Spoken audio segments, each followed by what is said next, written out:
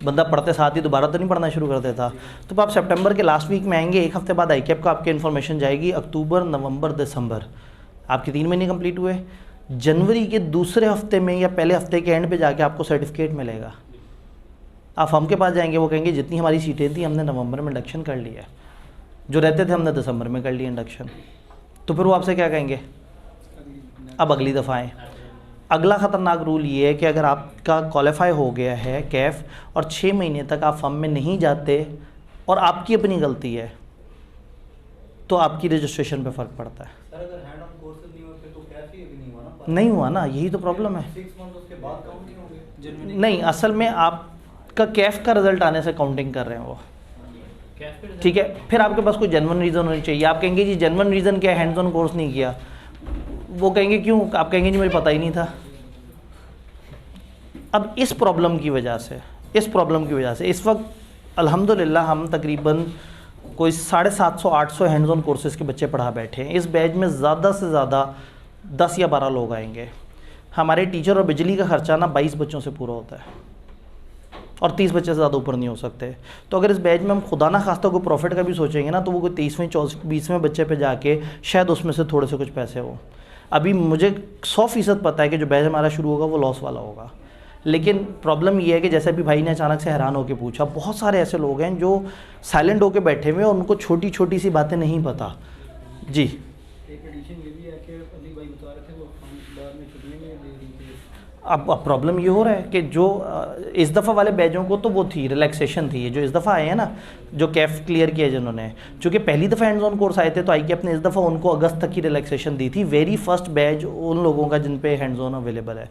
तो अब ये है कि फर्म वालों ने उनको रख लिया है, रजिस्टर उनकी टेंटेटिव रजिस्ट्रेशन कर दी है और फाइनल तब होगी जब सर्टिफिकेट मिलेगा। लेकिन उन बच्चों को जब हम यहाँ हैंड्स ऑन कोर्स के लिए बुलाते हैं या शाम में उनकी क्लास करते हैं तो फर्म वाले उन्हें आने भी नहीं देते। तो अब ये सारे मसले थे जिसकी वजह से फिर एक वीडियो में ये सारे मसलों को डिस्कस करना पड़ा। मैंने डिस्कस किया बच्चे की नीड के हिसाब से कि बच्चों को प्रॉब्लम क्या है। उन्होंने बताया कि ग्राउंड रियलिटीज़ में असल में क्लासेस के कंडक्शन में क्या मसला आ रहा है।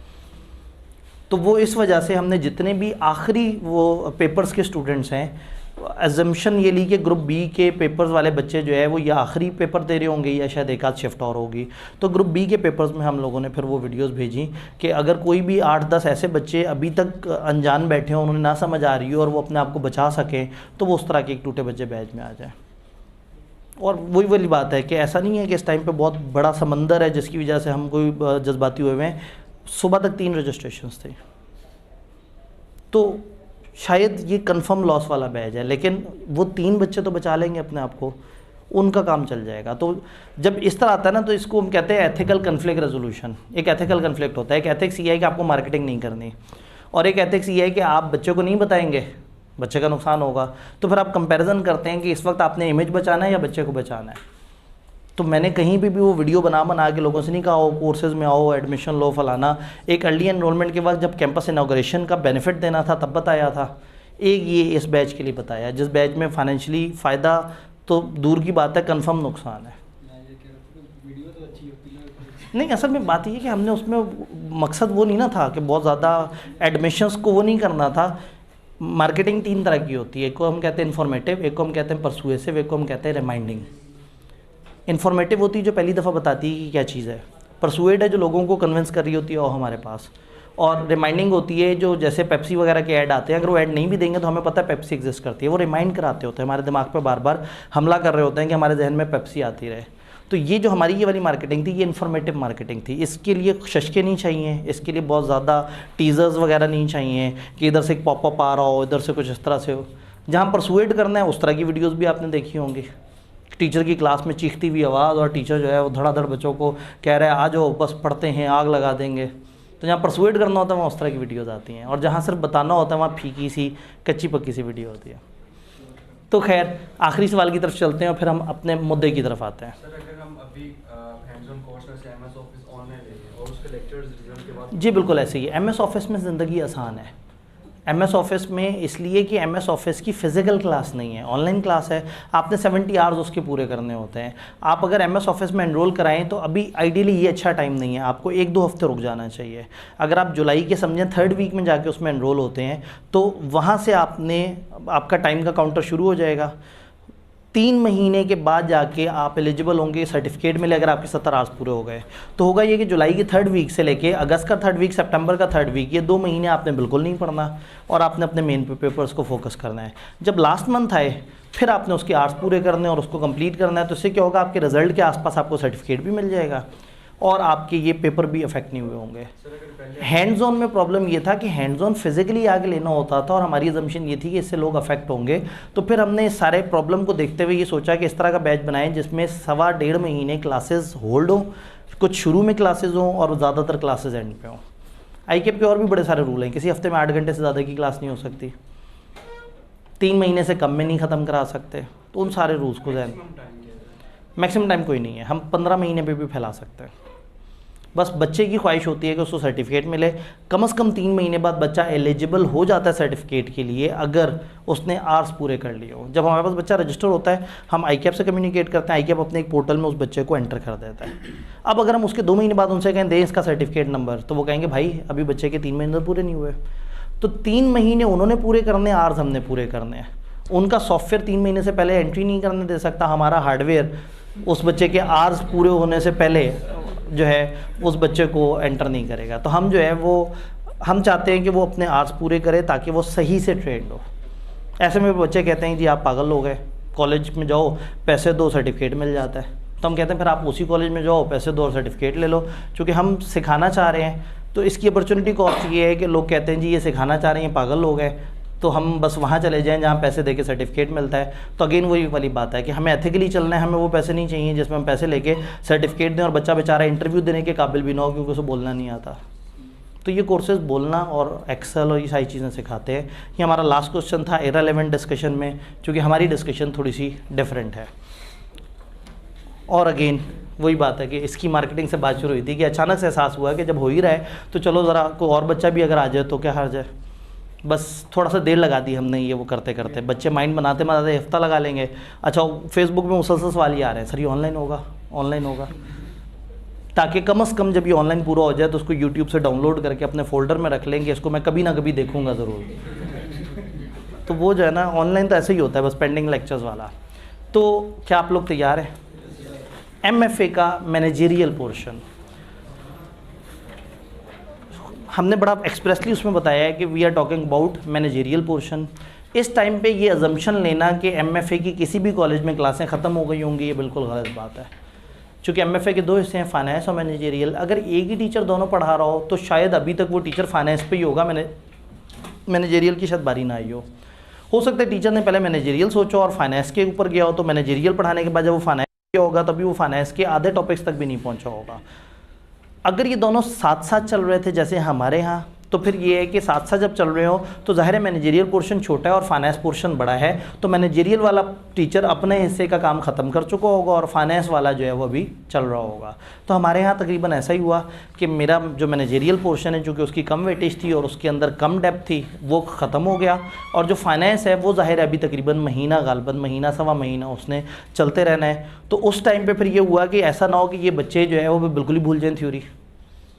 ये इन्होंने थ्योरी शुरू से पढ़नी शुरू की थी, आपको पता है न्यूमेरिकल जब साथ आता है तो थ्योरी आउट हो जाती है, फिर लोगों को सिर्फ न्यूमेरिकल ही पसंद होता है और थ्योरी भूल भाल जाती है। तो चूँकि हम सेशन के स्टार्ट से पढ़े थे तो एक अच्छा टाइम है कि हम एक हफ्ते के अंदर एक क्विक रिकैप करें और हम जितना मैनेजेरियल पोर्शन है उसको एक दफ़ा तेज़ी से गो थ्रू करें, ताकि आप जब भी फाइनेंस पढ़ते पढ़ते मैनेजेरियल को रिवाइज़ करना चाहें तो आपके पास कुछ ऐसे लेक्चर्स हों या कुछ ऐसा क्विक कॉन्टेंट हो जिससे आपने सिलेबस को कवर कर लिया हो।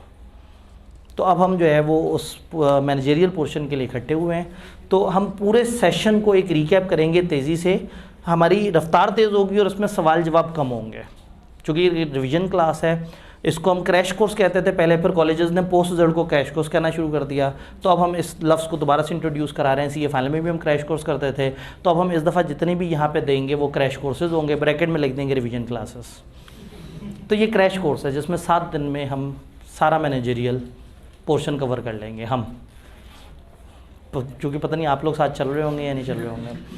अगर आप 0 पे हैं तो भी कोई मसला नहीं, अगर आप 40% कवरेज पे हैं तो भी कोई मसला नहीं, अगर आप 80% तैयार करके बैठे हैं तो भी कोई मसला नहीं। ये रिवीजन सबको फ़ायदा देगी। जो 0 पे हैं उनको कम से कम 70-80% तक ले आएगी, जो 40% पे हैं उनको 90% तक ले जाएगी, जो 80% पे उनको ये हौसला दे देगी कि जो मैं बातें कर रहा हूँ उन्हें आती हैं, इसका मतलब है दे हैव डन गुड। आप कभी भी घर बैठ के इतने आवर्स में इतना ज़्यादा रिवाइज शायद ना कर सकें, करने का सोचें भी तो आपको 100 काम निकल आएँ। इधर आपको पता है कि 7 दिन आना है, सवा घंटे की क्लास है, तो 7 दिन सवा घंटे का मतलब है मुश्किल से 8.5 पौने 9 घंटे के अंदर पूरा रिवाइज हो जाएगा। तो 8.5 पौने 9 घंटे में घर बैठ के शायद आप करना चाहते भी तो आपकी अपना फोकस आउट हो जाता, तो इधर मजबूरन डेली आप आ रहे होंगे, पढ़ रहे होंगे, तो रिवाइज़ हो जाएगा। अब जब आप रिवाइज़ कर रहे होंगे साथ साथ, तो वाई नॉट कि आप देख लें कि आपको लिखना भी आता है या नहीं। तो इन क्रैश कोर्स के साथ डेली बेसिस पे एक टेस्ट हो रहा होगा इंशाल्लाह। हर दिन जो पढ़ेंगे, जब हम पढ़ेंगे, आज ओरिएंटेशन, आज पढ़ाई नहीं है, आज वो नहीं है, हाँ, यानी आज के दिन का कल टेस्ट नहीं होगा क्योंकि आज कोई चैप्टर नहीं है। तो जब भी कोई चैप्टर होगा उसका टेस्ट अगले वर्किंग डे पे, सैटरडे वाले का मंडे पे, मंडे वाले का ट्यूसडे पे, फ्राइडे को हमारा लास्ट लेक्चर होगा इंशाल्लाह ताला, तो वो सबसे एंड पे होगा। यानी अगर मैं स्केजुअल आपको दिखाना चाहूँ तो स्केजुअल कहीं एंड पे होगा बेचारा।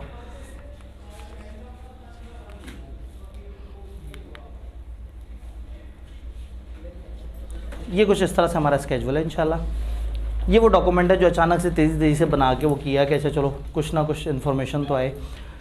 7 जुलाई फ्राइडे को ओरिएंटेशन, 8 जुलाई सैटरडे को चैप्टर 7 जो कि हमारे मैनेजेरियल का तकरीबन सबसे इंपॉर्टेंट चैप्टर है, ये करेंगे। फिर आपके पास वीकेंड आ जाएगा। अच्छा है कि इन 2 चैप्टर्स को आपको टाइम मिले, यही 2 मेन चैप्टर्स है। तो 7 से आगे छुट्टी मिल जाएगी, आप उसे तैयार कर लेंगे, और 8 के बाद आप सारा टाइम इसको दें। मंडे वाले दिन कोशिश करेंगे इस चैप्टर के अलावा ज़िंदगी में और कुछ ना करें। सैटरडे को 7 पढ़ेंगे, वो सैटरडे संडे मंडे तक आप रिवाइज़ कर सकते हैं आराम से। तो ये 2 चैप्टर हमारे मेन होंगे, अभी हम इस पर बात करते हैं। फिर स्टेप बाय स्टेप इस तरह से हमारे चैप्टर कवर होते चले जाएंगे। यहाँ पे हमारा जो है वो लास्ट फ्राइडे पे सेशन होगा।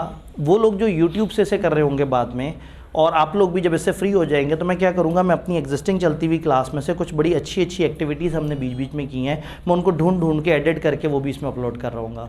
फॉर एग्जांपल हमने रीसेंट पेपर को करने का तरीका पूरा का पूरा डिस्कस किया, उसको लेके चले, एक पूरी क्लास हमने उस रीसेंट पेपर के ऊपर की, हम उसको भी बीच में कवर कर रहे होंगे। जिन लोगों ने रेगुलर क्लास के वो लेक्चर मिस कर दिया उनको भी फ़ायदा होगा। तो ये 7वें लेक्चर के आगे 2-3 और तरह की एक्स्ट्रा इन्फॉर्मेशन मैं उस यूट्यूब की प्लेलिस्ट में डालता रहूँगा, और आप लोग जो रेगुलर स्टूडेंट हैं आपके पोर्टल पे तो ऑलरेडी वो डाटा मौजूद होगा, तो आपको शायद ज़रूरत नहीं, फिर भी मैं वो कस्टमाइज़ हुआ हुआ, एडिट हुआ हुआ लेक्चर आप लोगों के पोर्टल पर भी डाल दूँगा, ताकि आप अगर कभी ज़रा देखना चाहें कि पेपर के वक्त क्या करना है तो आपको एक जगह पर लेक्चर नज़र आ रहा हो। तो ये इंशाल्लाह ताला प्लान है। 2 दिन इस वीक के, 5 दिन अगले वीक के। फ्राइडे पे इंशाल्लाह ताला हम फ्री हो चुके होंगे। इस फ्राइडे का टेस्ट सैटरडे को, इसका टेस्ट अगले दिन। ये टेस्ट बड़े और ज़्यादा हैवी वाले नहीं होंगे। ऐसा नहीं होगा कि आप एक चैप्टर की अगले दिन टेस्ट करें और टेस्ट देखते साथ ही आपको इतनी हालत ख़राब हो गई कि आप कहेंगे मेरे से नहीं होना। तो इस वक्त टेस्ट का लेवल थोड़ा सा हल्का होगा, डूएबल होगा, कम से कम आप साथ साथ चल सकें। तो ये हमारा 7 डेज़ का प्लान है। क्रैश कोर्स, अच्छा ये फिर उसके बाद कॉलेज वालों ने जो बीच अल्फाज लिखे, क्रैश कोर्स जो है वो फ्री होगा, student not enrolled can join us.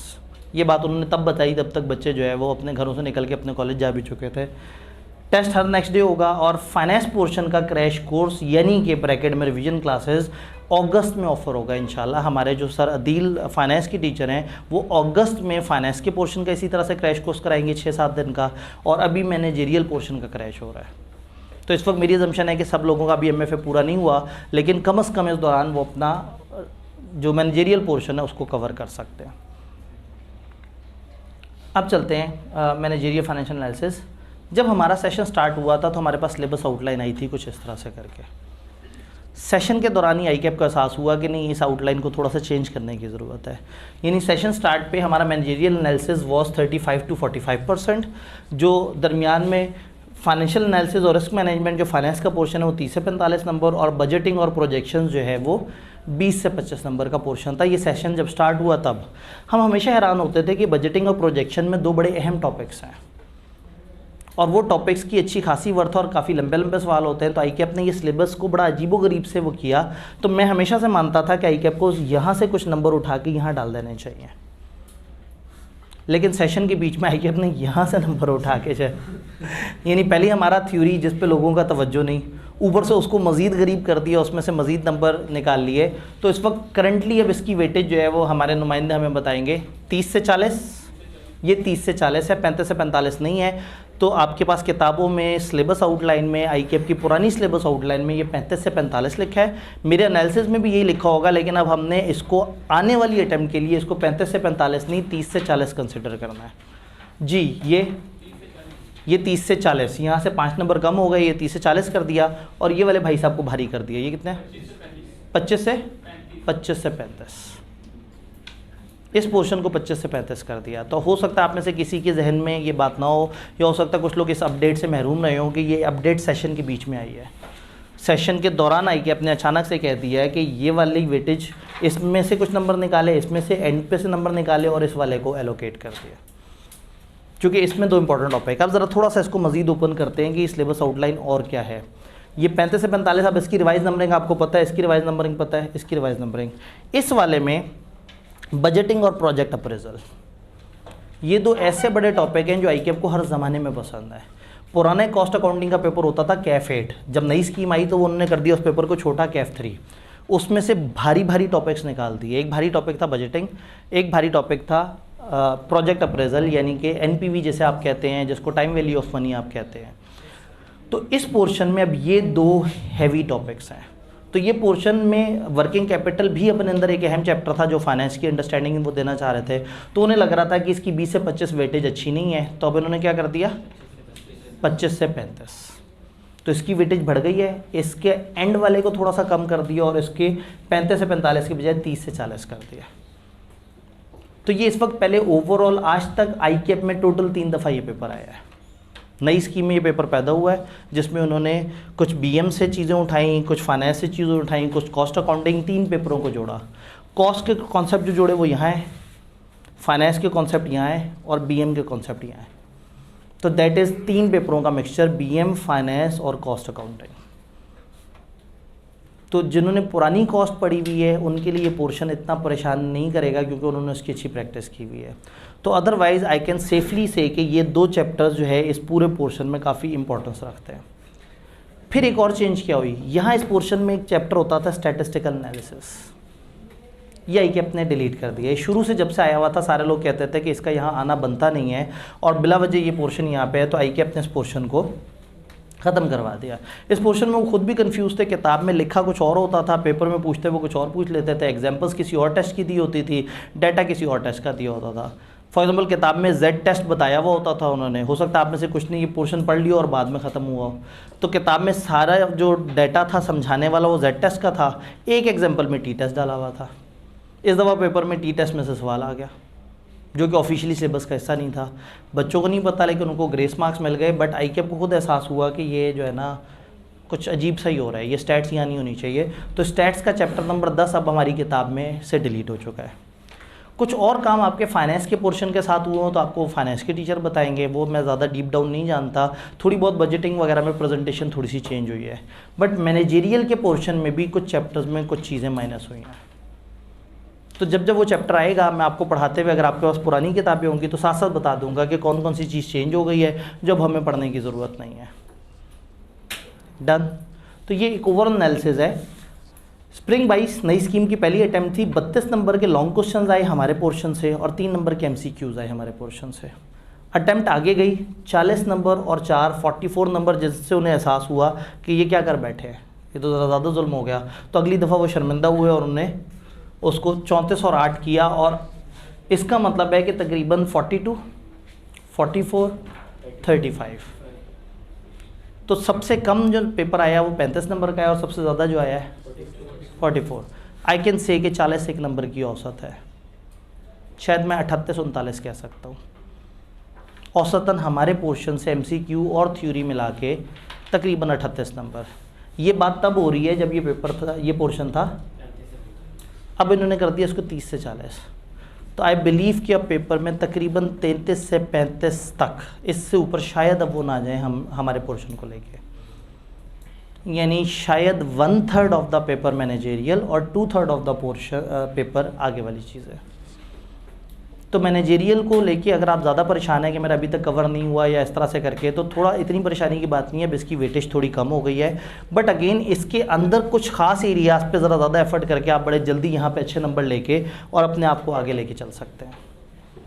यहाँ तक सब बात समझ आ रही है? तो ये मैनेजेरियल का हमने देखा। बाकी एनालिसिस आपके सामने है, आपके टीचर ने अपने पोर्शन के अपने तरीके से मज़ीद तोड़ के आपको एनालाइज करके या जो भी जैसे बताया हो वो उनका मामला है। इस वक्त मेरा कंसर्न है सिर्फ ये, जब यही मेरा कंसर्न है तो फिर इतने ही पोर्शन को जूम कर लेते हैं। अब इसको अगर मैं 100% मानूँ, ये 121 नंबर जो 3 अटैम्प्ट्स में आए हैं, अगर मैं इसको 100% मानूँ तो 63% ऑफ द पेपर इन आखिरी 3 चैप्टर से आया है, 7, 8, 9। इसमें से भी देखें तो 7 में से 29% ऑफ द पेपर, औसतन आपका मैनेजेरियल पोर्शन का 29% एक ही चैप्टर से है। फिर अगर देखें तो चैप्टर 6 है जिसमें पेस्टल कंबाइंड है। चैप्टर 6 असल में कुछ भी नहीं है। चैप्टर 6 में वो कहते हैं पहले 5 चैप्टर्स के कंबाइंड सवाल।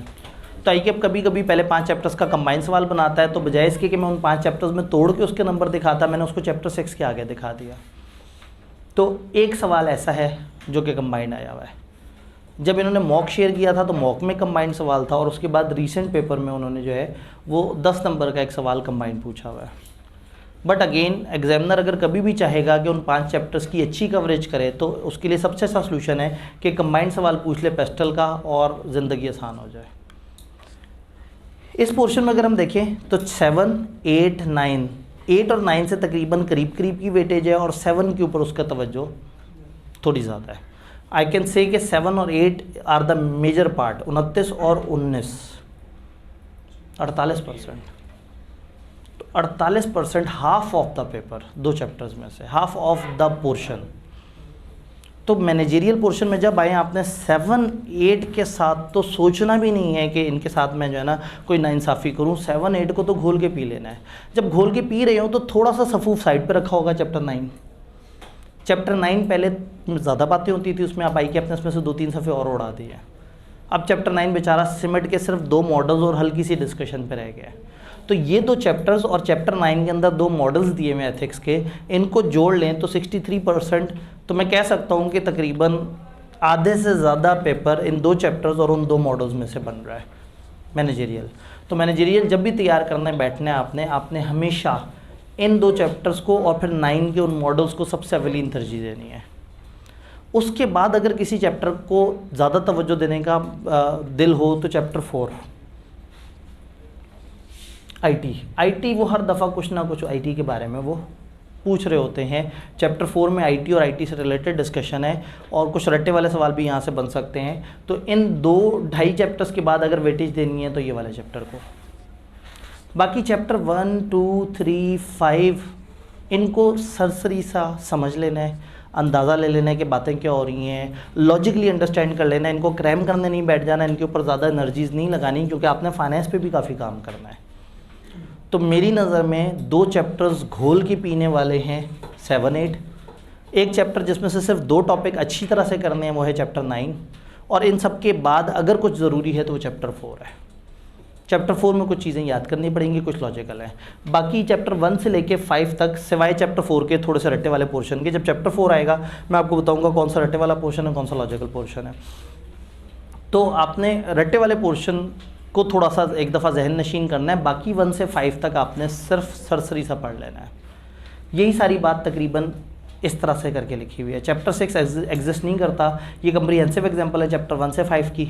इसमें आइए अपने 4 प्रैक्टिस के सवाल दिए हुए हैं। तो ये चैप्टर नहीं है, सिर्फ क्वेश्चंस है। तो एक चैप्टर तो ख़त्म हो गया 9 में से। ये 2 इंटरनल और एक्सटर्नल एनालिसिस हैं कंपनियों के। तो इसके बारे में मैंने किसी ज़माने में लिखा था कि एक्सटर्नल एनालिसिस है और इंटरनल है, इन 2 चैप्टर्स को आपने घोल कर पी लेना है। चैप्टर 9 के बारे में मैंने बोला था कि कोड ऑफ एथिक्स के बेसिक्स दिए हुए और 2 मॉडल्स दिए हुए। अल्हम्दुलिल्लाह ICAP का कोड उन्होंने यहाँ से उड़ा दिया। उन्होंने सोचा बच्चों को अच्छी दफ़ा कोड पढ़ा दिया हमने, ऑडिट में भी है, FR2 में भी है, थोड़ा सा टेक्स्ट में भी तस्करा था, तो हमारी जान बख्शी हो गई है। यहाँ से कोड ऑफ एथिक्स का पोर्शन उड़ा दिया उन्होंने। तो 2-3 इजाफी सफ़े जो है वो माइनस हो जाता है यहाँ से।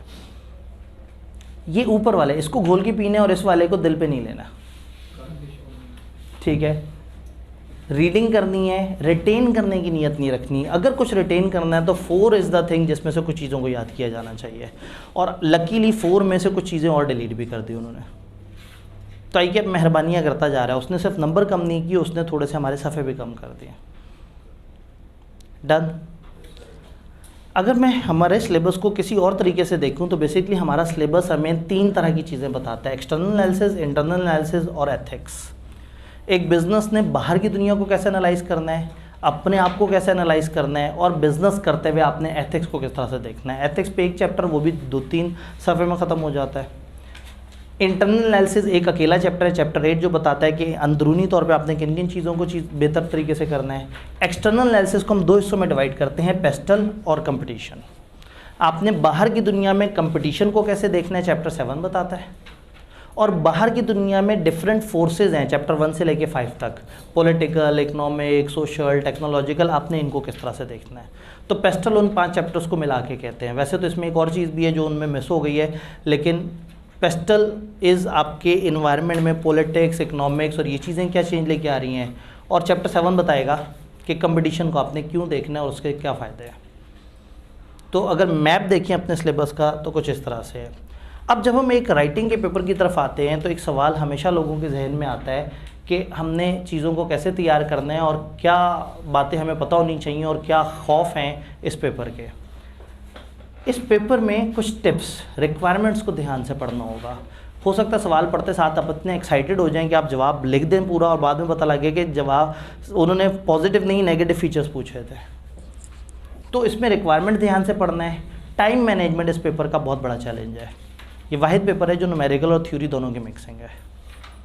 थ्योरी की तरफ जाएंगे तो न्यूमेरिकल हाथ से निकल जाएगा, न्यूमेरिकल की तरफ जाएंगे थ्योरी हाथ से निकल जाएगी, दोनों को करेंगे पेपर हाथ से निकल जाएगा। तो वो समहाउ कहीं ना कहीं इसमें थोड़ा सा प्लान करना होगा, प्रैक्टिस करनी होगी। पेपर वाले टाइम पे अपने आप को आदी करना होगा कि 1.25 घंटे के अंदर अंदर मैनेजरियल का पोर्शन करने की कैपेसिटी डेवलप हो जाए आपकी, तो आप डिफ़ाइन कर सकें। पेपर में जब जाएं तो आपको पता होगा मैंने पहले कौन सा पेपर चूज़ करना है, फिर कौन सा। ये रिवीजन क्लासेस के एंड पे जो लेक्चर अपलोड होगा उसमें मैंने मैनेजरियल पोर्शन के शुरू में कौन से सवाल करने चाहिए, बाद में कौन से करने चाहिए, कितना टाइम देना चाहिए, उसके ऊपर बड़ी थॉरो डिस्कशन की है। हो सकता है क्लास के अपने बच्चों को भी भूल भाल गई हो, या हो सकता है उस दिन वो बच्चे एब्सेंट हो ये सोच के कि आखिरी दिन है क्लास का, आज कौन सी काम की बात हो जानी है। तो वो डिस्कशन भी हम यहाँ पे इन सेशंस के एंड पे हम अपलोड कर देंगे कि पेपर को अटेम्प्ट करते हुए आपने पहले और बाद में कौन से सवाल करने हैं। अब अगला सवाल ये कि क्या पेपर में पहले फाइनेंस शुरू करें या मैनेजरियल शुरू करें, ये आप पे डिपेंड करता है। कुछ लोगों को अकाउंटिंग इतनी पसंद होती है, कुछ लोगों को सवाल इतने पसंद होते हैं कि वो कहते हैं कि हम वो वाला पोर्शन शुरू करेंगे और हम जल्दी जल्दी कर लेंगे। तो आप शुरू तो कर लेते हैं लेकिन जल्दी जल्दी वाली बात नहीं होती। जैसे कॉस्ट अकाउंटिंग के सवाल शुरू हो जाते हैं, एंड पे जाके फंस जाते हैं और 2 नंबर लेने के लिए 20-25 मिनट लग जाते हैं। तो ज़ाती तौर पे मुझे ये खदशा लगता है कि अगर आप न्यूमेरिकल शुरू करेंगे तो ये गलत अप्रोच है, मुझे ज़ाती तौर पे लगता है। लेकिन प्रॉब्लम ये है कि मेरा एक ओपिनियन बायस्ड है। पहली बात है मैं थ्योरी पढ़ा रहा हूँ, दूसरी बात है कि मैं थ्योरी में ज़्यादा स्पेशलाइज हूँ, तो समहाउ मतलब मुझे ज़ाहिर अपना पोर्शन ज़्यादा अच्छा लगेगा। तो आप अपने तौर पे अपनी ज़ाती प्रेफरेंस देखनी है और आपने 1-2 मॉक्स में तजर्बे करने हैं दोनों तरह से। एक दफ़ा थ्योरी वाला पहले करके देख लेना है, 1-2 न्यूमेरिकल पहले करके देख लेना है, तो आप ज़्यादा बेहतर तरीके से डिफ़ाइन कर सकेंगे। To me being a teacher मुझे लगता है कि थ्योरी पहले करने में ज़्यादा फ़ायदा है। मैं फाइनेंस वाले पोर्शन को भी जानता हूँ, उससे भी वो वाकिफ़ हूँ, मुझे लगता है ऐसा। लेकिन अगेन मेरा जुमला बाइस्ड हो सकता है और आप में से किसी को शायद न्यूमेरिकल इतना पसंद हो कि मेरा ये जुमला उसको खामखा कन्फ्यूज़ कर दे। तो ये डिसीजन आपका है कि आपने थ्योरी पहले करनी है न्यूमेरिकल। एक और अप्रोच भी होती है, थोड़ा सा न्यूमेरिकल थोड़ी सी थ्योरी, ये फंसा रहता है ये बच्चा हर वक्त, ये कंफ्यूज रहता है। हाँ, दिस कैन हैपन कि आप थ्योरी शुरू की, आपने 3 सवाल कर लिए, एक सवाल बहुत ही ओखा सा लग रहा है, आप कह रहे हैं इसे क्या समझना, छोड़ो साइड पे करते हैं, न्यूमेरिकल शुरू करते हैं। जब न्यूमेरिकल एंड पे जाके फंस जाएंगे और 15-1 मिनट रह गए होंगे तो इधर आके देख लेंगे इस सवाल में क्या करना था। तो ये अगेन मतलब ये एक इतनी सब्जेक्टिव बात है कि इसके ऊपर मैं कोई गाइडेंस नहीं दे सकता। ये चीज़ होगी जब आप बार बार प्रैक्टिस करेंगे। रीसेंट पेपर को उठा के मॉक के तौर पे दें, कॉलेजेस मॉक अवेलेबल कर रहे होंगे, पेपर से 2 हफ्ते पहले हम यहाँ मॉक कंडक्ट कर रहे होंगे, मुख्तलिफ जगह मॉक कंडक्ट हो रहा होगा। मॉक दें और कोशिश करें कि आप ज़्यादा से ज़्यादा प्रैक्टिस करें। Managerial portion is important to pass, ये अंडरस्टैंड करना ज़रूरी है। न्यूमेरिकल और थ्योरी में हमेशा जंग न्यूमेरिकल जीत जाता है। आपको FR1 के साथ जब B लॉ मिलता है तो FR1 हमेशा 70% टाइम ले जाता है और बी लॉ बेचारा 30% पे। आपको FR2 के साथ कम्पनी लॉ मिलता है तो कम्पनी लॉ बेचारा रुल जाता है, और FR2 तो इधर भी जब आपको फाइनेंस के साथ थ्योरी मिल रही है एक ही पेपर में तो थ्योरी बेचारी कॉर्नर हो जाती है। इतना कॉर्नर नहीं करना उसे, और करने का मूड भी है तो कम से कम वो 2-2.5 चैप्टर सही से करके चैप्टर 4 की थोड़ी सी क्रैमिंग करके फिर बाद में कॉर्नर कर दें, खैर है। तो इतना बेरगबती नहीं दिखानी। हाँ, चैप्टर 1 से रिलेटेड आप मेरा लेक्चर दोबारा सुन लें, शायद आपको याद करने की ज़रूरत नहीं है, वो लेक्चर पेपर में जहन में रह गया, कुछ ना कुछ चल जाएगा। चैप्टर 2 में चल जाएगी अप्रोच, चैप्टर 3 में चल जाएगी, चैप्टर 5 में चल जाएगी। इन 4 चैप्टर्स को भले मत कीजिएगा याद, भले मत लिखिएगा, लेकिन चैप्टर 4 में से कुछ चीज़ों को क्रैम करने के लिए लिखना होगा, और 7, 8, 9 पे कंप्रोमाइज़ कोई नहीं करना। 9 तो बड़ा ही बड़ा छोटा सा गया है। शॉर्टकट या स्ट्रक्चर्ड अप्रोच आपको इस्तेमाल करनी है, यहाँ नहीं वहाँ। फाइनेंस में सवाल लेंथी हो जाते हैं तो आपको फॉर्मेट्स आने चाहिए, आपको शॉर्टकट्स आने चाहिए, आपको ये पता होना चाहिए कि कैसे हम टाइम बचा सकते हैं। एक ही कैलकुलेशन, जैसे टाइम वैल्यू ऑफ मनी के अंदर टैक्स की जो कैलकुलेशन है वो कैलकुलेशन 2 तरीके से हो सकती है। एक लंबा तरीका होता है, एक थोड़ा सा शॉर्ट तरीका होता है, आप उसको प्लस माइनस करके कर लेते हैं। एक में आप ऑपरेटिंग कॉस्ट निकालने के बाद एंड पे पहुंचते हैं, एक में आप हर ऑपरेटिंग कॉस्ट को सीधा सीधा टैक्स करते जा रहे होते हैं। तो टीचर मुख्तलिफ तरीके से गाइड कर रहे होते हैं, तो समहाउ आप थोड़ी सी स्ट्रक्चर अप्रोच पे आएँ, शॉर्टकट की तरफ आएँ। MFA मैनेजरियल पोर्शन में मैं आपको थोड़ा सा गाइड कर सकता हूँ कि सवाल करते हुए आपकी क्या अप्रोच होनी चाहिए। देन सिलेक्टिव स्टडी अवॉइड करनी है। ये नहीं कि कुछ चैप्टर कर लिए, कुछ चैप्टर सिरे से नहीं किए। फोकस स्टडी कर सकते हैं, मैं ये नहीं कह रहा चैप्टर 1 छोड़ दें, मैं ये कह रहा हूँ कि चैप्टर 1 उतना कर लें कि पेपर में खुद से लिखने के काबिल हो। मत उसको पूरे को लिखने बैठे, मत पूरे को रट्टे मारें। छोड़ना नहीं है लेकिन बहुत दिल से भी नहीं करना। तो सिलेक्टिव स्टडी नहीं करनी, फोकस स्टडी करनी है। कम पढ़ना है लेकिन सुथरा पढ़ना है। अब थ्योरी का अलमिया, थ्योरी आपने एन पेपर वाले दिन लिखनी होती है। अकाउंटिंग में क्लास में टीचर आता है, सवाल कराता है, आप रजिस्टर पे सवाल लिख रहे होते हैं। घर से होमवर्क देता है, घर जाके क्या कर रहे होते हैं, सवाल लिख रहे होते हैं। टेस्ट होता है, सवाल लिख रहे होते हैं। अगले दिन क्लास में जो आप होमवर्क करके आए होते हैं, टीचर वही आप ये जानते हुए कि आप नहीं करके आए होंगे होमवर्क, वो क्लास में करा रहा होता है। आप पास पेपर की प्रैक्टिस करते हैं, सवाल कर रहे होते हैं, पेपर में जाके सवाल कर रहे होते हैं। तो पेपर में सवाल समझ आए ना आए, आप लिखते लिखते पास हो जाते हैं। थ्योरी का अलमिया ही और है, क्लास में सुनते हैं। ऑनलाइन वाले क्लिप फॉरवर्ड कर करके 1.5 और 2 पे सुनते हैं। कानों में टूटियाँ लगाई होती हैं, कई दफ़ा स्क्रीन भी नहीं देख रहे होते, साथ में कोई गेम भी खेल रहे होते हैं। PUBG खेल रहे हैं, बंदा फायर करता हुआ जा रहा है, पीछे कान में आबदी साहब की आवाज़ आ रही है, तो ठीक है, और एंड पे टिक लगा देंगे कि लेक्चर कंप्लीटेड। तो थ्योरी का प्रॉब्लम ये है कि क्लास में लोग सुनते हैं, घर जाके पढ़ते हैं, अगले दिन तबसरा करते हैं, और जो पेपर में जाके करना है वो है लिखना। अच्छा, जब पास पेपर्स करते हैं तो भी नहीं लिखते। सवाल देखा, जवाब देखा, फिर सोचा हाँ मैंने ये सोचना था, हाँ मैंने यही सोचना था। थोड़ी तरतीब बदल देने की ज़रूरत है। कम से कम सवाल पढ़ने के बाद सोचने वाले एलिमेंट को ले आएँ, मत लिखें। कम से कम सवाल के बाद दिमाग को पहले मौका दें, फिर किताब को मौका दें।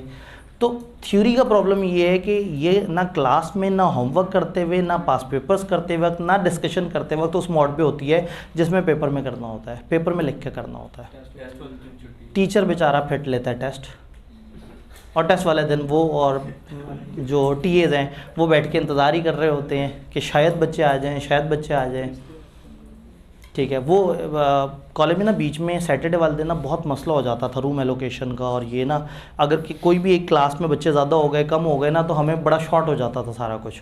तो एक बंदा नुमाइंदा घबराया, उसने कहा सर वो आपने MFA का टेस्ट रखा हुआ है सैटरडे को, तो हमारे तो रूम्स में जो टेस्ट वाला रूम है उसमें मुश्किल से 3-4 बच्चों की गुंजाइश है। मैंने कहा MFA है, क्या बात करते हो, बहुत है, 3-4 कुर्सियाँ हैं, हो जाएगा, टेंशन नहीं लेनी।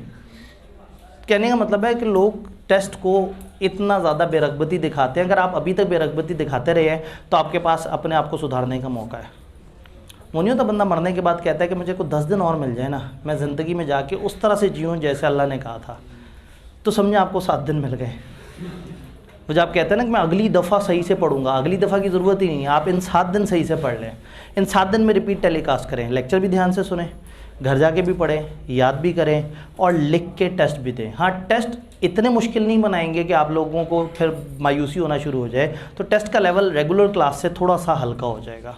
तो क्योंकि वो डेली हो रहे हैं, एक दिन में ये अजम्पशन लेना कि लोग बहुत अच्छी तैयारी के साथ आएंगे, वो भी थोड़ी बेरहम अजम्पशन है। हम सारा गुस्सा निकालेंगे मॉक में, कि मॉक फिर एक अच्छा कम्प्रिहेंसिव इस लेवल पे होगा कि जब आप आएँ तो आपको ज़रा कुछ डिफ़िकल्टी लगे और आपके लिए वो चैलेंजिंग हो। तो बस वो जो सारा कुछ सोचा था आपने सेशन के स्टार्ट में, फिर रिज़ल्ट आने पे, फिर उसके बाद दोबारा, और जो पेपर देने के एक हफ़्ते बाद सोचना है, थोड़ा सा पीछे आते हैं, अभी सोच लें और कल से सीरियस हो जाए। सवाल कितनी तरह के आते हैं, मैं बता ही रहा था कि थ्योरी का अलमिया ये है कि आपको ये नहीं पता होता कि इसको लिखना कैसे है। अकाउंटिंग कर करके आपका हाथ सेट हो गया होता, आपको पता होता है कि पहले एक टी अकाउंट बनाना है, फिर ऐसे करना है, कुछ चीज़ें लेफ्ट साइड पे डालनी है, कुछ राइट पे डालनी है, पता नहीं क्यों, लेकिन ऐसे ऐसे करेंगे, नंबर मिलते चले जाएंगे। थ्योरी में पढ़ना पड़ता है, समझना पड़ता है। तो ये जानना बड़ा ज़रूरी है कि MFA के अंदर मैनेजरियल पोर्शन में सवाल किस तरह के आते हैं, वो दिखने में कैसे होते हैं, उनको अटेम्प्ट करते हुए आपकी अप्रोच क्या होनी चाहिए। तो ये अगर लेक्चर आपको समझ आ जाए तो फिर पेपर करते वक्त आपको ये प्रेजेंटेशन का मसला नहीं होगा कि समझ ही नहीं आता सवाल को शुरू कैसे करें। सवाल होते हैं तकरीबन 5 तरह के। पहली कैटेगरी स्ट्रेट फॉरवर्ड होता है, प्लेन सा क्वेश्चन होता है, सिंपल सी रिक्वायरमेंट होती है, यानी रट्टे वाले सीधे सीधे सवाल। ये सवाल दिखने में कुछ इस तरह से होता है, छोटा सा 1 लाइन 2-3 लाइन का सवाल होता है, जिसमें कोई किरदार नहीं होता, कोई कंपनी नहीं होती, किसी इंसान का नाम नहीं होता। बस वो कहते हैं आप वर्चुअल ऑर्गेनाइजेशन की फ़ीचर बता दें। वो कह देते हैं अच्छा आप बताएं वैल्यू चेन किसे कहते हैं, आप बताएं फलाना किसे कहते हैं। यानी कि पहला सवाल है, पहली तरह का सवाल है जो बिल्कुल सीधा सवाल है, ना कोई सिनेरियो, ना कोई सिचुएशन, ना कोई इंसान, ना कोई किरदार, छोटा सा सीधा सा रट्टे वाला सवाल। समझाने के लिए आपको अब आपने ना इसको थोड़ा जूम करना है, मैं ना भी नज़र आऊँ लेकिन बोर्ड ज़रा नज़र आए ताकि लोगों को समझ आए, क्योंकि ऑलरेडी काफ़ी बारीक लिखा हुआ है। जैसे describe briefly Syrian feature virtual organization, इसी तरह से what are different type of entry barrier which में डिस्करेज एंट्रेंट फ्रॉम फलाना फलाना फलाना। जिन्होंने सिलेबस पढ़ा हुआ है उनको टॉपिक पता है। मकसद इस वक्त ये बताना है कि ये तकरीबन इस तरह का देखेगा सवाल, 2 लाइनें 3 लाइनें 4 लाइनें और ज़्यादा लाइनें भी होंगी। तो आपने देखना है कोई किरदार वगैरह तो नहीं, अगर किरदार नहीं है तो किताब में से कोई सीधी सी बात उन्होंने पूछी होगी जो आपने किताब में से जवाब देनी है।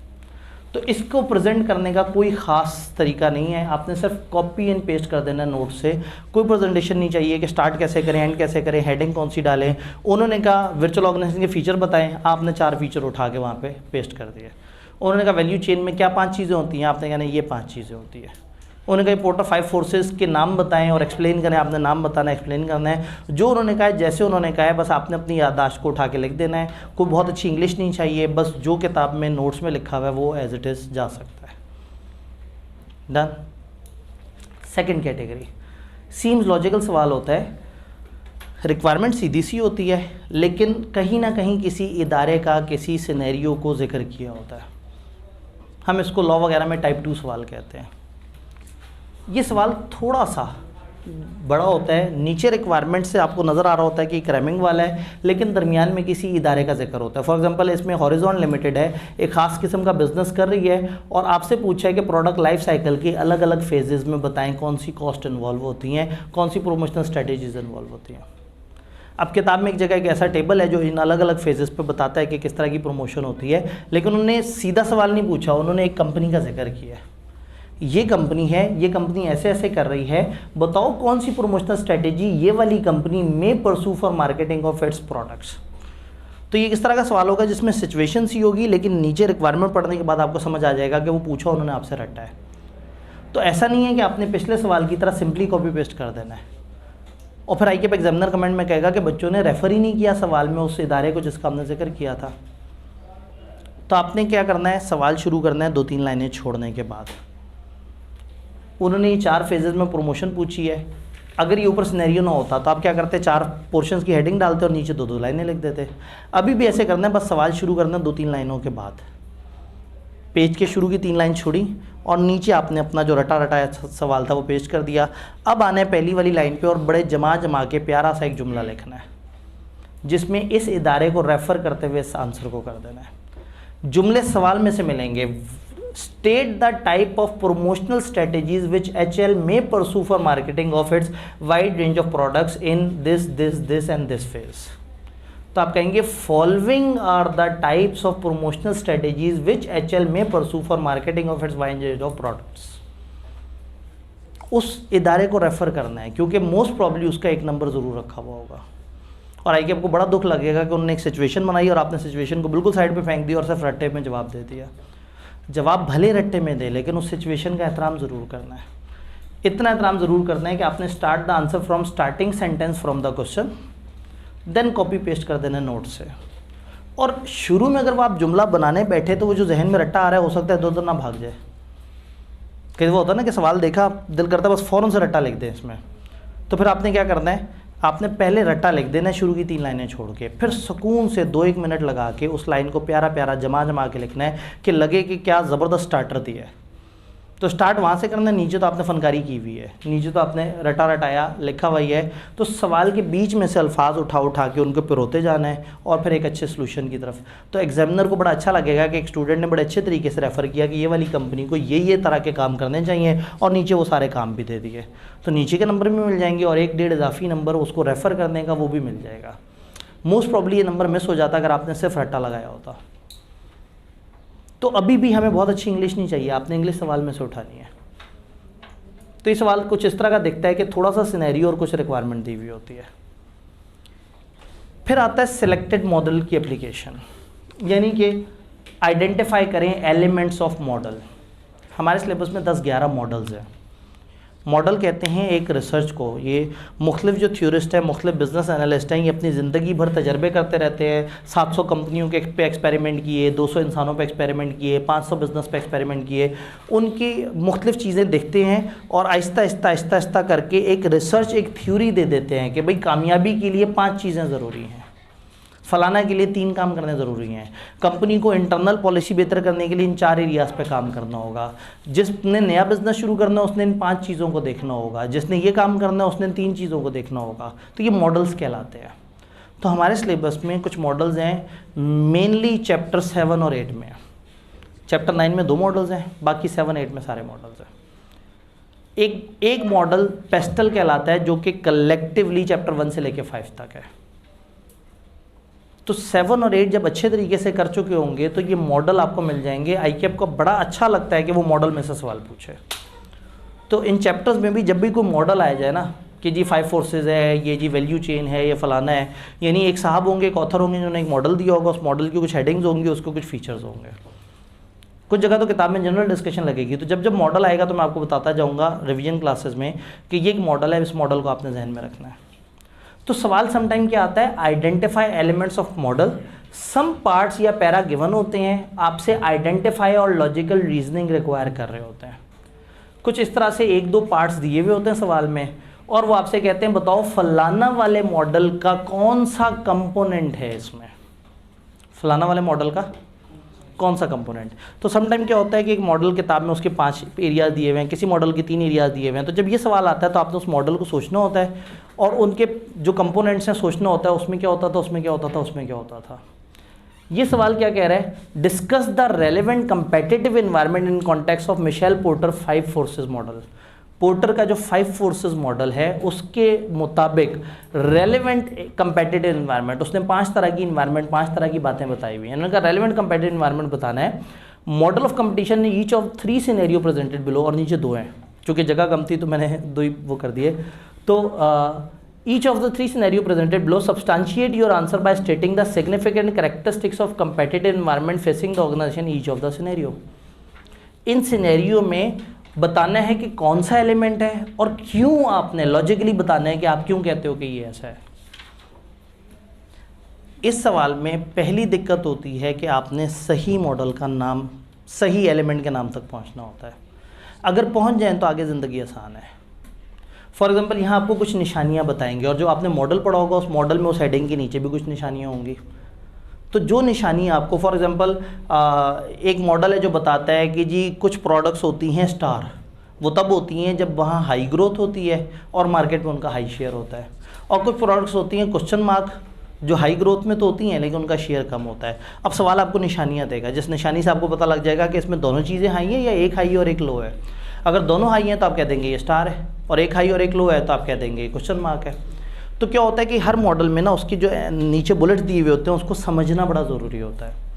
तो जो सवाल आया है उसमें से आपने निशानियाँ उसको उस पार्ट को, अच्छा नॉर्मली क्या होगा, हर पार्ट दूसरे से फ़र्क होगा, तो ये बेसिकली दो अलग अलग सवाल है।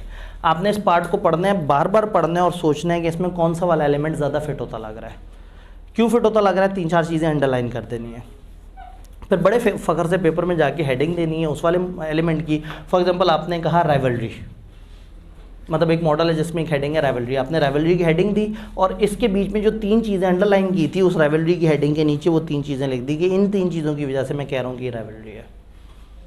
समटाइम एग्जामिनर कहता है कि आप मॉडल का एलिमेंट बताएं, वो एलिमेंट की डिस्कशन करें वो कैसे कहते हैं और इस सिनेरियो से रिलेट करें। तो अगर वो कहें एलिमेंट का नाम बताएं, उसकी डिस्कशन करें और रिलेट करें तो खुश हो जाना है, क्योंकि नाम और डिस्कशन के तो फ्री के नंबर है, रिलेट करते हुए हो सकता है मसला हो। इस पार्ट में ज़्यादा प्रॉब्लम तब आएगी जब आप गलत एलिमेंट तक पहुंच गए। फिर ये कॉस्ट अकाउंटिंग नहीं है कि अगर ऊपर का एक स्टेप गलत हो गया और नीचे वाले सही हैं तो नंबर मिल जाएंगे। अगर गलत एलिमेंट पे पहुंच गए तो निशानियाँ भी गलत बताएंगे आप, तो ये फिर पूरे मार्क्स फारिग हो जाएंगे। तो बेशक टाइम लग जाए लेकिन पहुंचना सही मॉडल पे है और इसके लिए एक सफिशिएंट प्रैक्टिस आपके पास मौजूद है, आप उसको कवर कर सकते हैं। कैसे करना है इसे? Give part wise heading of relevant element. आपने पार्ट 1 और आगे लिख दिया for example rivalry, part B for example आगे लिख दिया थ्रेट ऑफ न्यू सब्स्टिट्यूट, जो भी उस मॉडल की हेडिंग है वो लिख दी। और उसके बाद क्या है, under each heading right the feature of that element you saw in question by proper referring it. आपने क्वेश्चन में जो वो देखा, जिस फीचर की वजह से आपको लगा कि ये वो एलिमेंट है, आपने वो वाले फीचर्स बीच बीच में से उठा के उन हेडिंग्स के नीचे बुलेट्स बना के लिख देने हैं। तो इसका सिनेरियो वाला सवाल लॉ के सिनेरियो वाले सवाल जितना मुश्किल नहीं होता। लॉ के सिनेरियो वाले में क्या होता था, आप पहले बताते थे लॉ क्या कहता है, फिर कहते थे ये सिचुएशन में क्या कर रहे हैं, फिर बताते थे सही हुआ या गलत हुआ। यहाँ वो चक्कर नहीं है, यहाँ एक दफ़ा दिमाग इस्तेमाल करके हेडिंग तक पहुँचने की दिक्कत है, बाकी सारा माल आपको सवाल के अंदर से मिलेगा। हेडिंग दी और बीच बीच में से जो जो फीचर आपको ऐसे लगे वो आपने उसमें उठा के लिखते चले गए। फिर आता है सबसे बड़ा वाला सवाल। सबसे बड़ा वाला सवाल होता है अप्लाई द फुल मॉडल। एक बड़ी सी केस स्टडी दे देते हैं, 2-3 पैराग्राफ होते हैं, आधे सफ़े पे फैला हुआ सवाल होता है और उसमें होता है वो वाले मॉडल के एलिमेंट्स बताओ इसमें कहाँ कहाँ हैं। दिखने में लोगों को लगता है कि ख़तरनाक सवाल है, मैं ये मानता हूँ कि पिछले सवाल से आसान सवाल होता है ये अगला वाला। पिछले में तो दिमाग लगा के सोचना था कि कौन सा एलिमेंट, और गलत सोच लिया तो नंबर गए सारे। इसमें क्या होगा, एक बड़ी सी सिचुएशन है, एक बड़े से 2-3 पैराग्राफ में जनाब उन्होंने सारा वो किया है। उन्होंने कहा अच्छा जी स्वॉट एनालिसिस यहाँ पे लगा के दिखाओ। अब आपको पता है स्वॉट एनालिसिस एक मॉडल है जिसमें 4 चीज़ें हैं, strength, weakness, opportunity, threat. Port of 5 forces हो तो 5 एलिमेंट है, फलाना हो तो 4 एलिमेंट है, अलग अलग जगह अलग अलग है। अगर उन्हें एक पूरा सवाल दिया और कहा है फलाना मॉडल के एलिमेंट्स बताओ इसमें, तो बहुत अच्छी बात है। आपने कुछ नहीं करना, अगर उस मॉडल में 4 एलिमेंट हैं या 6 एलिमेंट हैं, फॉर एग्जांपल 4 हैं तो अपनी आंसर शीट पे गए, पहले सफ़े पे एक हेडिंग दी, आधा सफ़ा छोड़ के दूसरी हेडिंग दी, अगले सफ़े पे आए तीसरी हेडिंग दी, आधा सफ़ा छोड़ के चौथी हेडिंग दी, उनके नीचे जगह खाली छोड़ दी, चारों हेडिंग दे दी आपने। अब सवाल पे आए और सवाल को पढ़ना शुरू किया। जब आप सवाल की एक लाइन पढ़ रहे होंगे तो आपको समझ आएगा ये तो स्ट्रेंथ है, थोड़ा सा आगे जाएंगे आप कहेंगे अरे ये तो वीकनेस है, ये तो अपॉर्चुनिटी है, ये तो थ्रेट है। जो जो लाइन पढ़ के जो जो समझ आता जा रहा है आप रेलेवेंट जगह पे उसको लिख सकते हैं। बट मैं मशवरा दूंगा कि इस सवाल को बहुत ध्यान से पढ़ने से पहले एक दफ़ा जल्दी से सरसरी पढ़ लेना है। जब जल्दी से सरसरी पढ़ेंगे ना तो इमेज बन जाएगा कि किस किस्म की कंपनी की क्या बात हो रही है। फिर आपने ध्यान से पढ़ते जाना है। अब आपकी आंसर शीट पे तो पहले से ही 4 हेडिंग्स डली हुई हैं, आप पढ़ते गए, आपने कहा अरे ये तो अपॉर्चुनिटी लग रही है, वो लाइन उठाई, अगले सफ़े पे नीचे अपॉर्चुनिटी लिखा हुआ था या ऊपर अपॉर्चुनिटी लिखा था, आपने उसके नीचे एक लाइन डाल दी। चलते चलते अगले लाइन पे पहुंची, अरे ये तो स्ट्रेंथ भी और अपॉर्चुनिटी भी है, आपने उस लाइन को स्ट्रेंथ वाले खाने में भी लिख दिया, अपॉर्चुनिटी वाले खाने में भी लिख दिया। ये बड़ा मज़े का सवाल होता है, इसमें खदशा कम होता है, इसमें ज़्यादा से ज़्यादा आप एक आध लाइन मिस क्लासीफाई कर देंगे, पूरे 5-6 नंबर मिस नहीं हो जाएंगे। तो ये इस तरह का सवाल होता भी 10 नंबर, 8 नंबर, 12 नंबर इस तरह से होता है। तो दुआ करनी चाहिए कि इस तरह का सवाल है, ये नंबर भी मुफ्त के बहुत अच्छे दे देता है और एग्जामिनर को भी लगता है कि आपने पता नहीं कितनी जद्दोजहद से गुजरे हैं, जबकि आपको पहले से पता होता है कि आपने क्या करना है। Right heading of all elements of the model, under each heading right the feature of that element you saw in question by proper referring it. Her heading के नीचे वो उस हेडिंग से रिलेटेड जो जो चीज़ आपको नज़र आई है आपने उसको लिखते चले जाना है। अगेन चूँकि रिवीजन क्लास में इतना टाइम नहीं होता कि हम बहुत ज़्यादा सवालों को डिस्कस करें, तो मैंने आपको बताया कि रेगुलर क्लास के बीच बीच में मैंने कुछ सवालों की प्रैक्टिस करवाई है, उन पर कुछ टाइम स्पेंड किया है, उसको हम कट कर करके इन वीडियोस के साथ प्लेलिस्ट में डाल देंगे। और अपने जो स्टूडेंट्स ऑलरेडी पढ़े उनके पास पोर्टल भी मौजूद है, लेकिन चूँकि पोर्टल पे फिर उन्हें ढूंढना पड़ेगा, तो वो सारी वीडियोस को इकट्ठा करके चंद वीडियोस का नाम देके हम पोर्टल पे भी डाल देंगे और यूट्यूब पे भी डाल देंगे, ताकि आप किसी भी सवाल को हमने किस तरह से लेके चलना है थोड़ी सी उसकी प्रैक्टिस भी कर लें। तो ये एक सबसे बड़ा टाइप का सवाल होगा जो पूरा मॉडल आपसे अप्लाई करवाएगा, और इसको जवाब देना आसान है। आपने सारी हेडिंग देखी, हर हेडिंग के नीचे रेलेवेंट चीज़ लिख देनी है। फाइनली 5वीं तरह का सवाल होगा, अजीब सा सवाल होगा, जनरल सवाल। मतलब ऐसा सवाल होगा जिसका कोई पैटर्न नहीं है, जो कभी भी कहीं भी कुछ भी एक सवाल पूछ सकते हैं, उस सवाल को आपने कॉमन सेंस से आंसर करना है। हो सकता है बैठे बैठे कह दें कि जी आज पाकिस्तान में देख के आपको क्या लगता है कि पॉलिटिक्स ने क्या किया है, या आज पाकिस्तान की पॉलिटिक्स आज के बिज़नेस को कैसे इम्पैक्ट कर रही है। अब वो उसका कोई पैटर्न नहीं है, ये टोटल आपके दिमाग से कॉमन सेंस वाला एक सवाल है जो एग्जामिनर बहुत मूड में बैठा था तो उसने आपसे अलग तरह से पूछ लिया। तो जो इस तरह का जनरल क्वेश्चन है उसमें सेल्फ राइटिंग करनी है, इसका कोई फॉर्मेट नहीं है। बस मशवरा ये है कि छोटी छोटी बुलेट्स इस्तेमाल करनी है। अगर आप अपने तबसरे जायज़े लिखते लिखते बड़े बड़े पैराग्राफ बना गए तो हो सकता है आप अपनी ही इंग्लिश में उलझ के रह जाए। छोटे छोटे जुमले बनाएं, एक एक बुलेट, एक एक लाइन की बुलेट जिसमें 6-8 वर्ड से ज़्यादा कोशिश करें ना हो, टू द पॉइंट। आप कहें मतलब पाकिस्तान के आज के जो पॉलिटिकल मसले हैं उसकी वजह से क्यों आपको लगता है कि बिजनेस मुतासर हो रहे हैं, ऐसी क्या वजूहात हैं। तो आप कहें अनस्टेबल डिसीजंस, कि ठीक है बड़ा प्यारा लफ्ज़ बोला, समझ जाएंगे वो।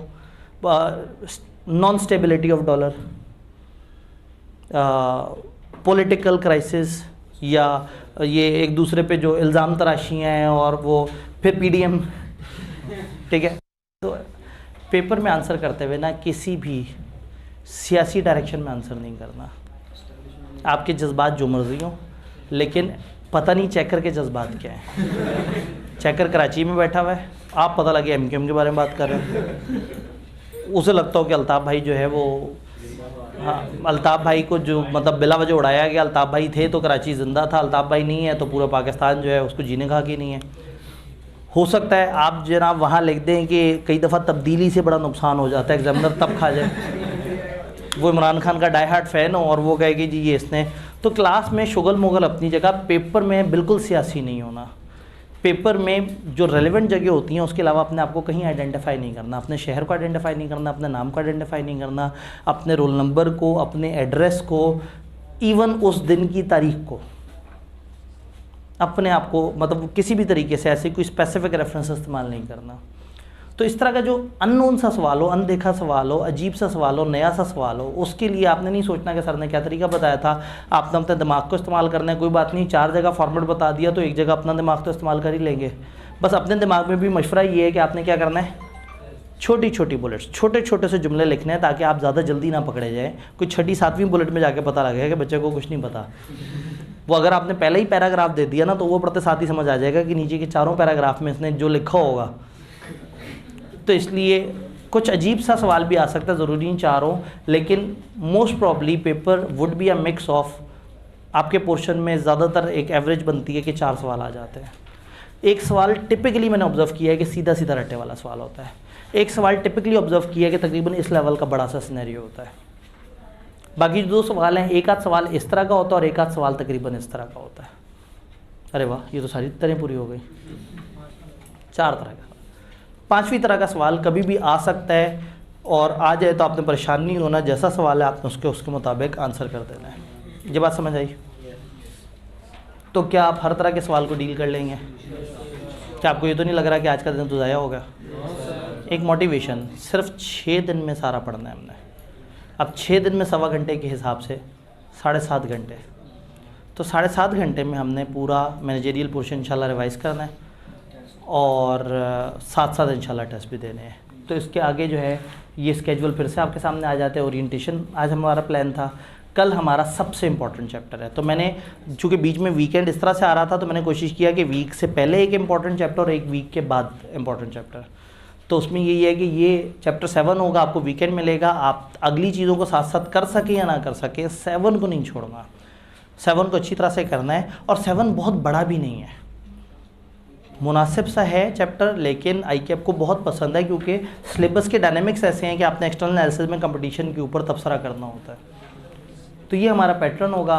बाकी वो शुक्रिया और वो जो है वो शुक्रिया के जितने भी वो है अलग अलग वर्ड्स वो सामने लिखे हुए हैं, ठीक है। और नाम टीचर का लिखा हुआ है। मेरा रिवाइज ईमेल एड्रेस आ रहा है क्योंकि पिछला ईमेल जो है वो फौत हो गया है, और साथ हमारा टीम का व्हाट्सएप नंबर जो सर उसामा के पास है वो भी आ रहा है। मैं व्हाट्सएप पे ज़रा भागा हुआ हूँ, लेकिन मैं ईमेल्स पे आंसर कर रहा होता हूँ, और व्हाट्सएप टीम पे अगर कोई डायरेक्टली मेरे तक आने वाला सवाल है तो वो आता है और वो मैं उसको आंसर करता हूँ। क्वेश्चन आंसर्स का आपके पास मौका है। भाई कुछ कहना चाहते हैं? क्या ये पॉसिबल है कि फाइनेंस पोर्शन में थ्योरी बेस्ड आ जाए? फाइनेंस पोर्शन में 2 ऐसे चैप्टर्स हैं जो सीधे सीधे थ्योरी है। एक में थोड़ा सा फिर भी न्यूमेरिकल बन सकता है, लेकिन वहाँ एक रिस्क का चैप्टर है 13 जो प्योर थ्योरी है। अच्छा, मैंने अपने नोट्स में एहतियातन ना 13, चूँकि इतना थ्योरी था तो मैंने ना जहाँ नोट्स ख़त्म होते हैं एंड पे लिख दिया बोनस चैप्टर। एवं मारेंगे फाइनेंस वाले मुझे, चूँकि वो उन्होंने अपने तरीके से पढ़ाना होगा, लेकिन मेरा दिल नहीं मान रहा था। मैंने कहा इतनी थ्योरी अब क्या फाइनेंस वाला है बेचारा इस पर काम करे, तो उसके मैंने नोट्स वहाँ पर डाल दिए हैं। अगर by the end of session आप चाहेंगे तो मैं उससे रिलेटेड अपने लेक्चर्स भी अपलोड कर दूंगा। मैंने उसके लेक्चर एक जगह ऑनलाइन में कराए हुए हैं, क्योंकि वो more of a theoretical chapter है, तो वो एंड पे देख लेंगे। तो एक वो है, तो वहाँ से थ्योरी का सवाल आ सकता है। इसी तरह से आपका जो सोर्सेज ऑफ फाइनेंस है उसमें से थ्योरी का सवाल डेवलप हो सकता है। आपसे 2 तरह की चीज़ों के दरमियान फ़र्क पूछ सकते हैं। जैसे कॉस्ट अकाउंटिंग था न्यूमेरिकल पेपर, लेकिन बीच में थ्योरी आ जाती थी कभी कभी, तो दिस कैन हैपन कि न्यूमेरिक में से भी थ्योरी आए। मार्जिन कम है उनके पास, नंबर ज़्यादा नहीं है उनके पास, तो चांसेस थोड़े से कम है। लेकिन अगेन इसके लिए जो फाइनेंस पोर्शन को फुली स्पेशलाइज तरीके से जो पढ़ा रहे हैं, जो ICAP को पिछली 3 अटैम्प्ट से एनालाइज कर रहे हैं सही से, अब अगेन जो कॉस्ट से related time value of money और बजटिंग के टॉपिक्स हैं वो मतलब मैंने भी उनको डील किया हुआ है। लेकिन जो इस वक्त प्योर फाइनेंस को स्पेशलाइज तरीके से देख रहा है उस डॉक्टर के पास जाना है। मैं घुटने का डॉक्टर हूँ, तो सर दर्द वाला जो है ना मसला वो वाला डॉक्टर बताएगा। तो लेकिन मेरी अंडरस्टैंडिंग ये है कि ICAP अगर मूड पे आए तो थ्योरी पूछ सकता है, लेकिन जितने कम मार्जिन है उसके पास शायद 4 से 7 नंबर से ज़्यादा ना पूछ सके, क्योंकि ऑलरेडी उसने एक पूरा थ्योरी का इतना बड़ा पोर्शन रखा हुआ है, और ऊपर से टॉपिक्स इतने सारे हैं कि उनके साथ पहले ही मार्क्स जस्टिफाई नहीं हो रहे। हाँ, स्टैट निकलने का शायद थोड़ा सा एज हो जाए कि उनको अब ज़रा मार्क्स की एलोकेशन। आई स्ट्रांगली बिलीव कि ICAP ने ये जो हरकत की है अभी नंबर्स के आगे पीछे करने का, वो सिर्फ एक डिसीजन करके बेहतर कर सकते थे, MCQ ख़त्म कर देते। एक पहले ही पेपर में 3 सब्जेक्ट मिक्स हुए हुए और पहले ही नहीं समझ आ रहा कि कितने मार्क्स की एलोकेशन करें, उसके अंदर 15 नंबर के MCQs। लेकिन अगर मैं ICAP को ये मेल करूँगा तो आप सब लोगों ने हाथ उठा उठा के बदवाएँ करनी है कि MCQ से ही तो पास होते थे, ये आपने क्या किया। तो ICAP इसलिए बेचारा फंस गया है कि उसने 85 नंबर के अंदर अंदर 3 सब्जेक्ट्स के साथ इंसाफ करना है, बिजनेस, फाइनेंस और कॉस्टिंग। तो इसलिए थ्योरी के चांसेस उस पोर्शन में थोड़े कम है, बट वो चैप्टर जो है वो प्योर थ्योरी है, चैप्टर 13। और जो सोर्स ऑफ फाइनेंस है उसमें से थोड़ा सा आई एक्सपेक्ट कि वो हो सकता है कि 2 तरह के कैपिटल में आपसे कंपैरिजन करवा ले। जी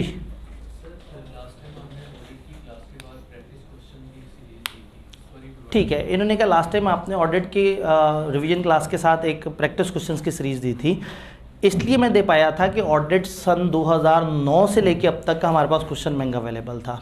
MFA का पेपर पैदा ही 3 अटैम्प्ट पहले हुआ है। हाँ, अब अगर हम SPM या CA फाइनल के क्वेश्चन या इस तरह से कुछ वो करना चाहें, मैंने क्वेश्चन बैंक डेवलप किया हुआ है। और चूँकि जो लोग मेरी क्लास के नहीं हैं उनके पास वो नहीं है, हमारी क्लास के स्टूडेंट्स को हमने वो फिज़िकल में भी प्रोवाइड किया था। जो ऑनलाइन होंगे उनके साथ क्या करेंगे, यूट्यूब पे लिंक डाल देंगे गूगल ड्राइव का। हाँ, यूट्यूब पे जो डिस्क्रिप्शन आ रही होती है, यूट्यूब पे जो सुन रहे हैं, जो डिस्क्रिप्शन आ रही है वहाँ में गूगल ड्राइव का लिंक डाल देंगे। आप उस ड्राइव में जाएंगे, आप एक फ़ोल्डर में पहुँच जाएंगे, उस फोल्डर में आपको सारा माल मिल जाएगा। आगे जाके मॉक भी हम उसमें डाल देंगे, जो जो चीज़ें यहाँ क्लास में आपसे कमिट हो रही हैं हम उस गूगल ड्राइव में साथ साथ डालते जाएंगे। और फिर उस गूगल ड्राइव का लिंक आप लोगों के ग्रुप में भी डाल देंगे। आप लोगों के पास वैसे फिजिकल तो है ही, वो आपके पास इलेक्ट्रॉनिक भी आ जाएगी। तो उसमें मैंने क्वेश्चन बैंक बनाया है जिसमें तकरीबन को 85 के करीब क्वेश्चन है। उसमें मैंने 3-4 जगह से सवाल उठाए हैं। नंबर 1 सबसे आसान और सबसे रेलेवेंट सवाल है जो MFA के अपने पिछले 3 अटैम्प्ट्स में आए हैं। अब देखिए ना, अगर टोटल MFA में हमारे पोर्शन में 4 सवाल आने हैं तो 3 अटैम्प्ट्स में मिला के 12 सवाल। अब 9 चैप्टर्स में जब 12 सवाल डिवाइड होंगे तो कुछ भी नहीं बचेगा, तो हमारे पास बहुत बड़ी प्रैक्टिस नहीं है। तो नंबर 1 MFA के सवाल, नंबर 2, ICAP की किताब ने कुछ चैप्टर्स के एंड पे थोड़े से प्रैक्टिस के सवाल दिए हैं, कुछ चैप्टर के बीच में भी थोड़ी सी प्रैक्टिस डाली है, फिर मैंने वो भी इकट्ठे कर दिए। वो एक सेकंड कैटेगरी बन गई, practice question from ICAP question bank, ICAP study text. फिर इसमें तीसरी तरह के सवाल हैं। ये पेपर में कुछ डाटा कैफ के जिस पेपर से लिया गया है, एक मरहूम पेपर BMBS, उसमें जो जो टॉपिक इससे कॉमन थे उसमें जो सवाल आए थे मैंने वो भी डाले हुए। फिर चौथी चीज़, इसमें चैप्टर 7 और 8 मेनली ड्राइव हुए हैं CA फाइनल के SPM पेपर से। फिर मैंने SPM के पेपर में से उसमें पिछले 15-16 साल से जितने पास पेपर्स आए हुए हैं उसमें से भी आपके रेलेवेंट चैप्टर्स के सवाल इकट्ठे कर दिए।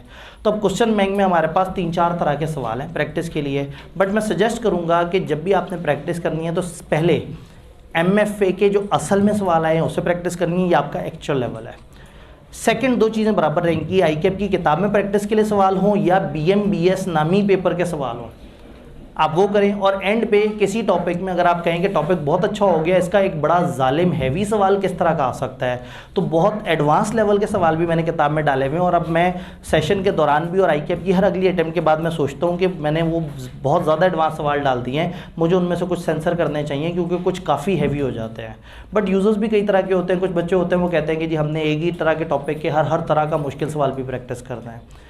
तो इस तरह से हो सकता है कि by the end of session आप मुझे लास्ट डे याद कराएं और मैं फिर किताब में से टिक करवा दूं कुछ सवाल, या अगेन उस ग्रुप में मौजूद हूं तो उसका लिंक जो गूगल ड्राइव उसका लिंक तो गया हुआ होगा, तो किसी दिन रात में मैं बैठ के एक दफ़ा एक एक्सेल पे एक लिस्ट सी बना लूँ कि ये सवाल क्वेश्चन बैंक में ये इस तरह से मस्ट इन राइटिंग कर लिया जाए। तो प्रॉब्लम MFA में वो है जो ऑडिट में नहीं है। ऑडिट का हमारे पास बहुत बड़ा क्वेश्चन बैंक है रेलेवेंट उसी पेपर का, इसमें इस पेपर के सिर्फ 3 अटैम्प्ट मौजूद है, तो इसलिए हमारे पास ना बहुत अच्छा प्रैक्टिस बैंक नहीं है। ऊपर से मेरा पोर्शन इतना कम है कि लोग लिफ्टी बड़ी कम कराते हैं, तो वो बस अपने पोर्शन से रिलेटेड फिर मैं कुछ सवाल अच्छे से आपको सजेस्ट कर दूंगा।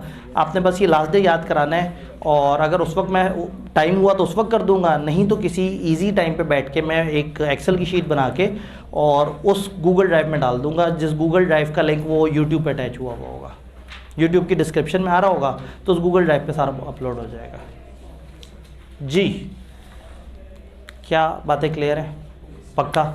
क्या हम पढ़ने के लिए एक्साइटेड हैं? क्या हम कल तक भी एक्साइटेड रहेंगे? चलें, कल इंशाल्लाह ताला कोशिश करते हैं। और अगेन आपके अगर कोई दोस्त, कोई इस तरह से कुलीग्स हैं जिनको मैनेजेरियल पोर्शन से परेशानी है, या वो घबराए हुए हैं कि जी मैनेजेरियल पोर्शन नहीं हो पा रहा, या उनके कॉलेज में भी सिर्फ फाइनेंस चल रहा है और अभी मैनेजेरियल की बारी नहीं आई और वो ज़रा ज़्यादा पैनिक हो रहे हैं, तो आप उन्हें भी दावत दे सकते हैं। लेकिन अगेन जिम्मेदारी अपनी अपनी, हमारी रफ्तार थोड़ी तेज़ होगी। हम जो रेगुलर क्लास में जितने मज़े से चलते रहे हैं, जितना चीज़ों को थॉरोली डिस्कस करते रहे, उस तरह से नहीं होगा, लेकिन मेरी कोशिश ये होगी कि कंप्लीटनेस भी हो, कंसाइजनेस भी हो, और हाँ कम से कम जो है ना वो आपको डाटा इस लेवल पे मिले कि जो पहली दफ़ा भी पढ़ रहा है उसको समझ आए कि बात क्या हो रही है। तो इंशाल्लाह ताला मिलते हैं। कल का दिन काफ़ी इंपॉर्टेंट है, कोशिश करें छुट्टी ना करें, अल्लाह अगर मेरा भी गला ठीक रहे। कल इंशाल्लाह ताला मिलते हैं।